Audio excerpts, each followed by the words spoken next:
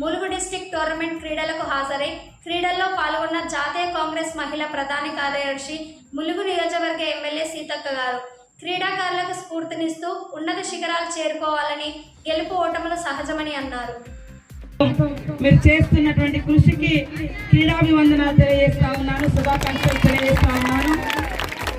ఈరోజు గ్రామీణ ప్రాంతంలో ఆడుతున్నటువంటి క్రీడలే మరి దేశానికి, ప్రపంచానికి ఆదర్శంగా నిలుస్తాయి.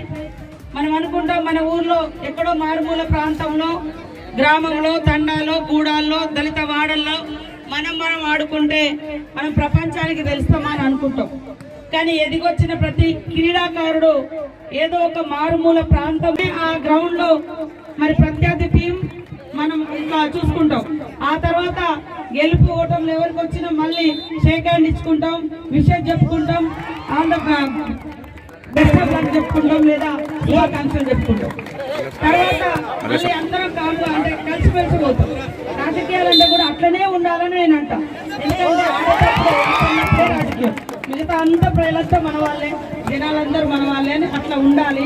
కక్షలు, కార్పణ్యాలు, కుట్రలు, కుతంత్రాలు ఉంటే సమాజం బాగుపడదు, సమాజం చీలిపోతుంది.